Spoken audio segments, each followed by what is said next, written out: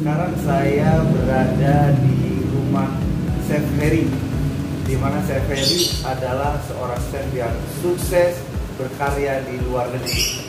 Saya mau berbincang-bincang seputar pengalaman dan tentunya nilai dolarnya selama bekerja di luar negeri. Tentunya video ini semoga bermanfaat, terutama buat chef-chef muda dan calon-calon chef.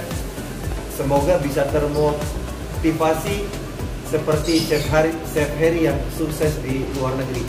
Sebelum saya melanjutkan perbincangan saya dengan Chef Heri, kita tonton dulu pengalaman, video, dan foto-fotonya Chef Heri di luar negeri. Selamat menonton.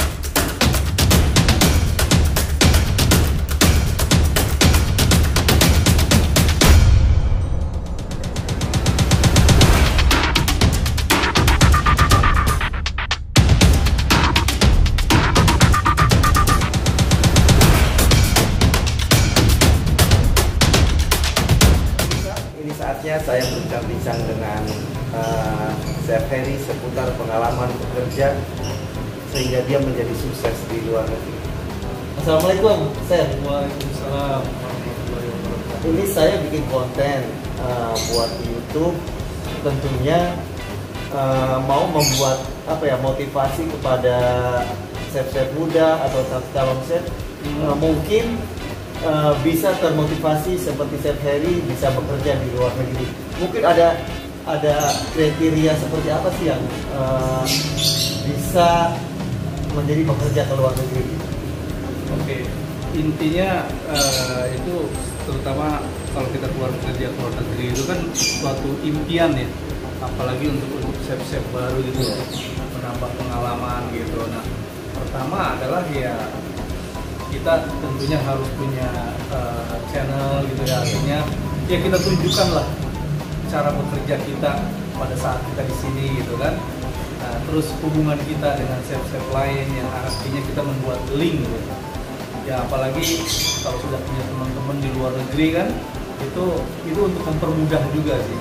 Tapi ada juga istilahnya kita bisa melalui agent, ya kan. Kalau dulu pertama saya menginjak ke luar negeri itu adalah ke kapal pesiar ya, ke Amerika. Nah itu saya memberanikan diri, artinya itu suatu tantangan sih buat saya juga gitu. Dan saya juga pengen tahu gimana sih kerja di luar negeri itu, apalagi di kapal pesiar katanya ininya berat atau segala macem. Nah, di situ ada kemauan juga dari diri kita, ada ini juga. Jadi kita juga pertama adalah mental yang harus siap gitu kan. Nah, setelah itu saya mencoba memberanikan diri datang ke agent dan coba untuk ikut interview gitu kan sama-sama. Ternyata ya di situ kita lolos gitu loh, interview itu ya tentunya ada fee-nya juga gitu loh. Ini untuk di mana interview? Ini yang untuk di kapal pesiar nih, ya kan. Kita bicara waktu pertama sekali saya menginjak ke luar negeri itu adalah ke kapal pesiar gitu kan.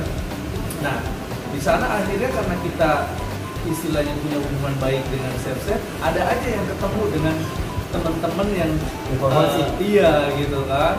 Nah di situ ya mulailah kita bekerja di kapal pesiar gitu kan. Setelah lolos seleksi segala macam, tentunya ya awalnya memang pakai modal, ya kan, pakai modal dulu gitu. Tapi itu worth it lah, artinya dengan modal segitu kita dapatnya lebih gitu dari itu gitu loh. Ya nggak munafik sih ya, pertama orang mau kerja di luar itu pertama adalah dolar gitu kan, motivasinya itu gitu kan. Kedua baru pengalaman, apalagi kalau di kapal pesiar itu bullshit lah, omong kosong lah kalau orang cuma nyari pengalaman. Pasti poinnya adalah dolar, karena ya memang lumayan gitu kan. Pada saat itu saya sejak tahun 2000 itu mulai kapal pesiar, dan kebetulan juga di Jakarta lagi Krismon, pas saat itu dolar lagi naik gitu kan. Jadi artinya memang pas di situ momennya pas gitu kan, seperti itu. Nah di situ 2 tahun saya 2 kontrak istilahnya dari kapal pesiar gitu. Nah setelah itu kan kita udah punya ini nih apa namanya teman-teman di sana gitu kan, mereka kita sudah membuat link gitu kan. Nah setelah 2 tahun saya istilahnya kerja di kapal pesiar, itu ternyata banyak juga teman-teman yang sudah bekerja di darat gitu, dan itu lebih menggiurkan lagi dolarnya gitu kan dibanding di kapal pesiar. Nah dari situlah istilahnya manfaat kita berteman gitu ya istilahnya, dan membuat link gitu kan. Nah akhirnya dari situ saya dapat info lagi nih gitu kan dari teman-teman yang udah memang kerja di darat gitu kan. Tetap waktu itu di Amerika juga gitu kan, tapi tetap kita nggak bisa sendiri berjalan sendiri gitu, tetap melalui perantara atau agent gitu kan. Nah dari agent itu ya biasa kita ikut tes juga di kedubes ininya untuk apply visanya, dan kita juga mengeluarkan biaya. Tapi setelah itu kita lolos ke Amerika, itu biaya yang kita keluarkan cuman istilahnya nothing lah gitu ya dibanding hasilnya gitu kan. Tapi memang resikonya kita sudah menyiapkan mental gitu kan di sana, karena nggak semudah itu juga gitu kita bekerja di sana. Apalagi kalau misalnya kita tiba-tiba ketemunya sama mayoritas orang-orang Amerika gitu kan, sama orang-orang sananya yang nggak kita kenal dari awalnya. Nah di situ ya kita udah siap istilahnya dihajar nih sama mereka gitu kan. Mental kita tuh udah harus siap, jangan cengeng gitu kan, karena banyak juga yang gagal gitu loh. Iya, nggak kuat mentalnya, akhirnya minta balik, duit belum dapat, dolar belum dapat, malah rugi gitu kan. Nah itu tipsnya adalah pertama kalau memang mau keluar negeri itu harus mental dulu ya kan. Terus mulai dari sekarang kita bikin link gitu loh ya dengan teman-teman yang sama chef sesama chef yang udah senior terutama ya kan, apalagi kalau dia udah di luar negeri posisinya gitu, karena mereka lah yang membantu kita nanti di sana gitu loh. Nah, setelah di sana pun di Amerika, karena kita bisa bergaul juga sama chef-chef kita gitu kan yang udah senior, akhirnya kita dapat info-info kerjaan di sana ya kan. Ada tawaran di sini, ada lowongan di sini, dikasih info. Tentunya yang pertama kita lihat adalah dolar, bukannya posisi nih. Nah itu nggak itu lah gitu kan. Yang penting duitnya di berapa nih gitu kan. Setelah duitnya kedengaran gede, ada pindah gitu. Nah akhirnya secara nggak sadar itu kita keliling Amerika itu tanpa mengeluarkan duit gitu ya kan, tapi menghasilkan duit, itu benefitnya gitu kan ya. Tapi banyak juga suka dukanya. Nah Chef, ini berapa lama Chef waktu selama di luar negeri, atau mungkin ada berpindah-pindah tempat Chef? Waktu itu saya di Amerika kurang lebih hampir 3 tahun ya gitu. Itu sudah berapa tempat kita pindah gitu ya, saya lagi karena dengar-dengar dari teman-teman nih gitu kan, ujungnya dolar. Iya gitu kan ya. Sebetulnya ada enak gak enaknya juga pindah kayak gitu. Kita baru kerja di sini baru berapa bulan, tiba-tiba tawaran ini lagi ya, karena itu kembali lagi motivasinya adalah selain kita mencari ilmu adalah uang gitu kan. Ada tawaran baru lagi gini, wah mampu loncat lagi di sini gitu kan. Dan kita juga pengen tahu kota-kota baru di Amerika gitu kan, nggak bikin boring di sini aja, di satu state aja gitu. Bukannya kita nggak loyal, tapi pada saat itu emang kebutuhannya itu gitu kan, kayak gitu. Jadi saya udah beberapa state gitu di Amerika. Yang pertama dari Maine, awal-awal di Maine itu di Boston atas ya, setelah dari Maine turun ke Florida, ke Naples gitu. Itu saya kerja di country club gitu ya kan, tempat orang-orang pensiun, orang-orang kaya di Amerika. Setelah dari Maine itu saya lari ke Michigan ya kan, dari situ saya ke Ohio gitu. Nah di Ohio saya lumayan lama karena memang tempatnya itu nyaman gitu kan, selain uangnya lumayan, dolarnya lumayan, suasana juga enak, kawan-kawan di sana juga enak gitu. Itu yang bikin betah pertama ya. Apalagi tunggu dulu chef. Pemirsa, terutama untuk chef-chef muda dan calon chef, untuk sementara ini jangan di skip, tonton sampai habis karena Chef Heri akan memberikan tip-tip bagaimana untuk chef-chef muda atau calon-calon chef bisa bekerja di luar negeri dan sukses seperti Chef Heri. Jangan skip, tonton sampai ada pertanyaan pastinya karena kok Chef Heri seorang chef punya kumis dan punya jenggot yang panjang. Saya akan pertanyakan kepada Chef Heri, sekarang masih jadi chef atau apa bentuk pekerjaannya? Saya mau tanya dulu. Nih, chef, barangkali ada pertanyaan nih dari pemirsa. Kok seorang chef katanya ada jenggotnya panjang gitu? Oh gitu ya. Emang nggak boleh ya chef misalnya. Sementara kan chef kan harus rapi ya tentunya ya. Yeah. Karena butuh hygiene, hygiene-nya kan dari kumis, mungkin jenggot, kuku dan lain-lainnya gitu. Yeah, Sementara kan chef kan sekarang panjang nih jenggotnya. Ya itu memang kalau chef groomingnya ya, itu harus benar-benar ini ya. Apalagi di dunia perhotelan gitu, kayak kemarin saya pernah di Ritz-Carlton gitu kan, di suatu hotel itu yang benar-benar nggak boleh ada sedikit pun tumbuh bulu di sekitar dia, di kumis atau di jenggot tuh. Nah ini kebetulan saya udah nggak di dunia di industri hotel atau restoran lagi nih. Sekarang saya lebih di back office gitu. Saya bekerja di suatu unit di portir. Tapi masih ada sangkut pautnya dengan. Tapi masih ada sangkut pautnya. Masak ya. Masak memasak. Tapi saya lebih ke kreator lah gitu. Jadi bukan yang memang terjun langsung untuk masak gitu. Tapi kalau memang terjun langsung untuk masak, berarti ini harus di cover nih gitu kan. Jadi itu. Jadi sekarang ini kenapa alasannya saya akhirnya pakai jenggot pakai kumis, karena memang sudah tidak terjun langsung di dunia masak, cuma sebatas kreator atau research and development aja gitu di suatu perusahaan importer gitu. Tuh pemirsa, alasannya kenapa sekarang pakai jenggot pemirsa, karena Chef Heri sudah pindah, tidak lagi di resto atau di hotel, tapi udah pindah kerja, tapi masih ada sangkut pautnya dengan memasak.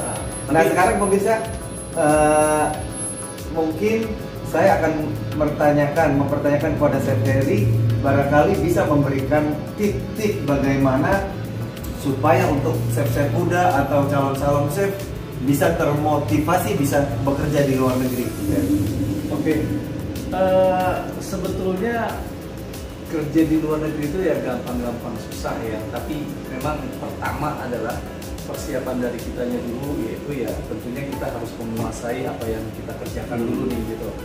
Kalau misalnya kita punya strong di European atau European food atau di local food gitu, yang penting itu kita punya dasarnya dulu lah gitu ya. Artinya itu untuk percaya diri kita juga gitu loh, pada saat nanti di lapangan kita nggak kalah sama orang-orang dari sana gitu, dari luar gitu, nggak kalah dari bule-bule gitu. Yang sebentar ini kan kita selalu punya image orang-orang bule itu selalu lebih dari kita ya orang, tapi pada kenyataannya kalau kita punya kemampuan ya biasa saja ya, mereka nggak ada apa-apanya gitu sama kita gitu. Nah itu yang paling ini gitu kan, yang paling penting gitu untuk bisa nimbangin mereka dan supaya kita tuh nggak di underestimate sama mereka gitu kan. Apalagi kalau orang Asia kadang-kadang suka di underestimate gitu kan sama mereka. Itu yang pertama tuh yang paling penting gitu kan. Yang kedua mental juga, mental kita jangan sampai kalah dengan mereka gitu kan. Nah makanya dari tadi modal yang pertama itu yang kita punya yang menguasai pengetahuannya gitu kan, food knowledge-nya, itu itu dari situ otomatis mental kita juga jadi pede ya, pede gitu ya kan. Dan jangan juga kita jadi baperan gitu di sana gitu, baru kena ini sendiri udah kita pulang atau sayang gitu ya kan gitu. Kalau sekalian udah terjun ke sana kita harus fight gitu ya kan. Apapun tantangan di sana udah harus kita lawan gitu. Kalau misalnya nggak begitu ya kita nggak akan maju gitu loh. Nah, kalaupun misalnya memang kita di situ jadi seorang yang tough gitu kan, mereka juga akan respect ke kita gitu jatuhnya. Dan nanti malah justru benefit ke kitanya, kita malah diajak mereka gitu kan. Banyak yang seperti itu. Kita dari kemampuan kita ya, dari kemampuan kita gitu kan. Kita udah tahan banting istilahnya gitu. Nah, itu terus yang nggak ini kalah penting ya untuk awal-awal ya, kalau misalnya kita belum beruntung ya kita harus punya dana dulu lah gitu ya. Dana awal ya, modal dulu gitu kan. Kayak misalnya kita harus bayar melalui agent atau apa gitu. Tapi kalau memang itu ada juga peluang yang memang datangnya langsung dari hotelnya itu, dari perusahaan itu meminta kita untuk itu kita akan dapat free gitu. Kayak waktu itu pengalaman saya disuruh megang fine dining di Saudi Arabia, yaitu kita langsung dari ininya, usernya, dari ownernya langsung yang kontak, biaya transport tanggung semua, kita nggak mengeluarkan sama sekali gitu. Dan memang kita pakai agent di sini, tetap kita harus melalui agent, tapi agentnya itu akan komunikasi langsung sama si perusahaannya gitu dari sana. Jadi totally kita yang benar-benar cashless lah, nggak mengeluarkan sama sekali. Itu pun harus gitu. Setelah lulus seleksi ya. Iya, itu pun pastinya owner juga di sana nggak mau gambling gitu kan. Kita dilihatin produk-produk kita seperti apa gitu kan, sesuai nggak dengan konsepnya dia pengen seperti ini gitu. Nah, itu tentunya melalui jalur itu juga gitu, nggak cuma sembarang mereka nge-hire gitu kan gitu. Nah, itu kenapa kemarin itu saya pengen sekali ke Saudi Arabia, karena memang ya kita dapat benefit yang bagus ya di sini. Kita bisa umroh istilahnya gratis. Kalau di sini kan susah umrohnya gitu. Nah, jadi kita sangat menggebu-gebu sekali di sana gitu kan. Nah, itu banyak sih artinya yang perlu kita siapkan gitu ya sebelum kita terjun langsung ke sana gitu. Terutama yang paling penting adalah kita kesiapan diri kita sendiri gitu. Kemampuan kita sendiri, pengetahuan masak kita sendiri harus jadi jangan asal cuma bisa megang pisau doang udah ya kan, udah pengen ke sana gitu. Tapi ya kalau memang mentalnya ini nggak ada masalah juga, justru kita belajar di sana gitu. Oke, siap, terima kasih Chef. Oke pemirsa, ditegaskan kembali tips dari Chef Ferry untuk bisa kita berusaha bekerja di sana. Satu, punya mental yang kuat. Yang kedua, knowledge, kemampuan di dunia masaknya kita juga harus bisa mengetahui dan hafal, sehingga pada saat kerja di sana kita sudah pede, tinggal praktek bekerja.